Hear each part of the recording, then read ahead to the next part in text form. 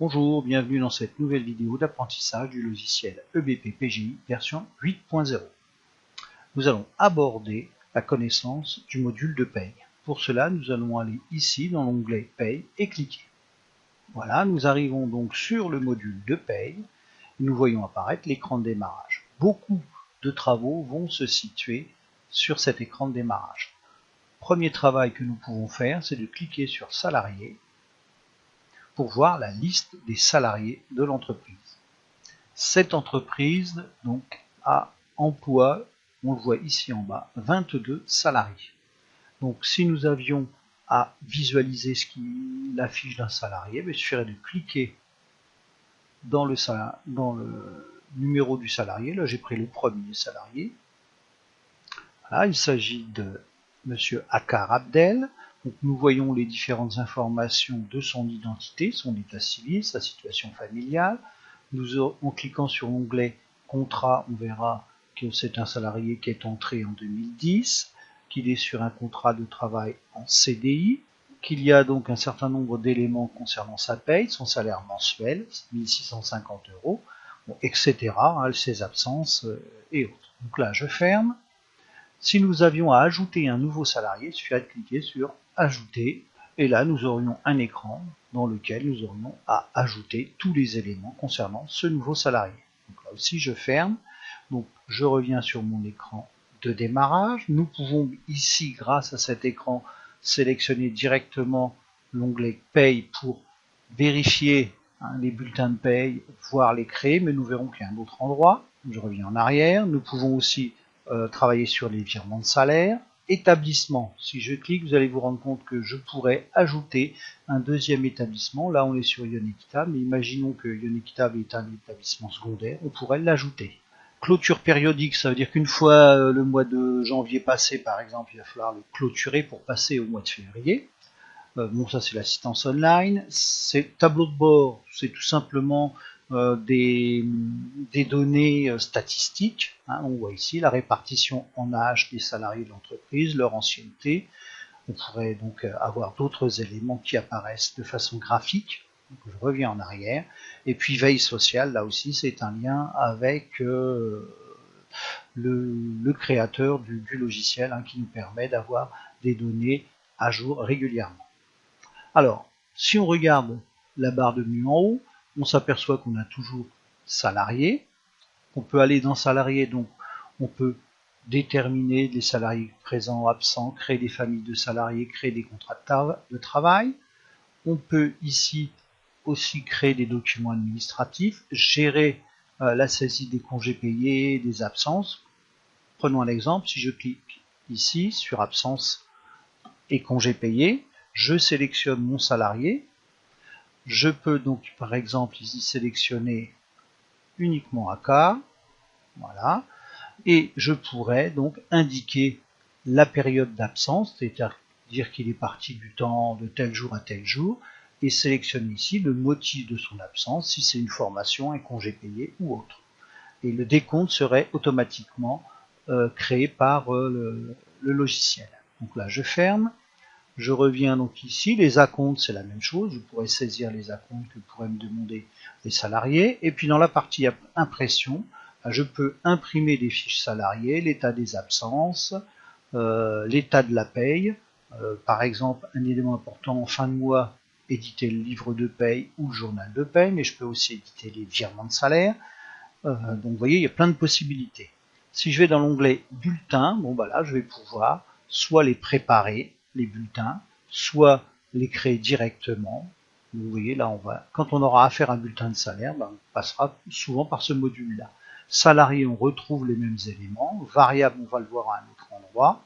Et puis donc on retombe ici sur impression. On peut imprimer des bulletins et on retrouve nos états de paye, par exemple, livre de paye, journal de paye. Établissement, vous voyez, ça correspond à ce qui est ici. Établissement. On peut gérer les taux d'accident du travail, les taux de transport, les différents organismes sociaux. Et donc les organismes sociaux auxquels est affilié Ionequitable, on retrouve Pôle emploi, les caisses de retraite et autres. Je reviens en arrière. Dans établissement, on peut avoir les plannings annuels, aussi les honoraires quand on fait appel à des personnes extérieures à l'entreprise, les différentes déclarations. Donc là, on est sur des documents importants, hein, les déclarations liées à la sécurité sociale, enfin l'URSSAF, à mutualité sociale agricole, etc.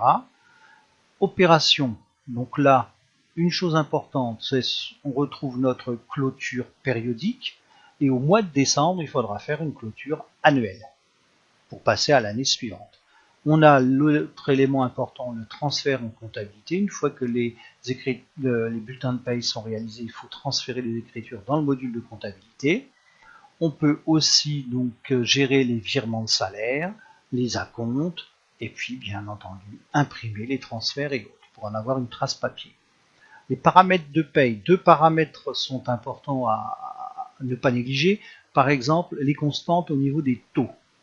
Les taux, on va retrouver l'ensemble de nos cotisations, vous voyez, hein, avec les taux. Par exemple, si je sélectionne la CSG, on voit qu'en 2010, elle était à 5,10% et qu'au 1er janvier 2018, elle est passée à 6,8%. Donc ça, c'est des éléments qu'il va falloir mettre à jour régulièrement. Donc je ferme, je reviens en arrière. Toujours dans paramètres de paye constante, on a la même chose avec le SMIC et les plafonds de sécurité sociale. Si je sélectionne le SMIC, là aussi, au 1er janvier, il faut le mettre à jour et on est actuellement en 2018 à 9,88 de l'heure. Je ferme, je reviens en arrière.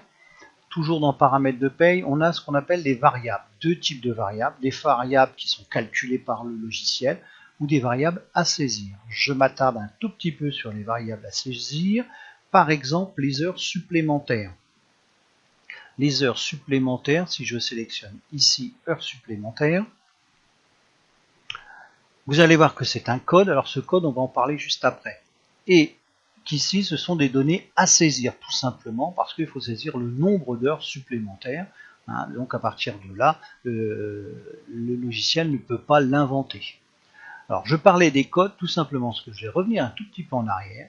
Quand nous sommes sur bulletin, ici, on peut travailler, enfin, le logiciel va travailler en profil. C'est-à-dire qu'avant, dès que l'on va saisir un nouveau salarié, il va falloir l'affecter à un profil. C'est-à-dire, est-ce que c'est un non-cadre, mensuel non-cadre, est-ce que c'est un cadre au forfait, est-ce que c'est un apprenti et autres. Et vous avez vu que le code des heures sup, on va le retrouver dans nos différents profils. Si je sélectionne ici mensuel non cadre, on va voir apparaître que l'on va avoir dans ce profil le salaire mensuel, mais aussi les différentes heures sup, des primes, des congés payés, les cotisations au chômage, CSG et autres. Et là, dans les rubriques, là c'est l'intégralité des rubriques disponibles sur le logiciel. Donc vous voyez, en vert, ce sont les rubriques qui vont figurer dans le brut du bulletin de salaire. Et puis ici, on va avoir les rubriques de commentaires, plus ici les rubriques de cotisation. Imaginons qu'on a une cotisation à ajouter, on la sélectionnerait et on l'ajouterait au profil. Donc là, je retire, je ferme. Et donc ce profil, vous allez voir, on va revenir sur un de nos salariés, par exemple Akar, parce qu'il va falloir le relier à un profil. Vous voyez, on le voit ici, profil mensuel non cadre. Donc il y a un endroit très précis à la création du salarié où il va falloir indiquer son profil. Voilà, c'est dans l'onglet Paye, vous voyez ici, profil, et on pourrait sélectionner le profil, vous voyez, il y en a un certain nombre ici, hein, et donc on pourrait indiquer mensuel non cadre, c'est ce qui a été fait. Donc là je ferme. On a presque terminé cette présentation, toujours dans paramètres de paye. On retrouve nos différentes impressions, on peut imprimer les constantes, on peut imprimer des rubriques. Paramètres, principalement ici, c'est des données qu'on retrouve dans les autres modules. Hein. On retrouverait la banque de l'entreprise. Et dans les outils, on retrouve la sauvegarde, la restauration, comme indiqué dans les autres modules. Voilà, j'en ai terminé avec cette présentation du module EBP Paye et vous donne rendez-vous pour plus de travaux sur la paye bientôt dans une nouvelle vidéo. Au revoir.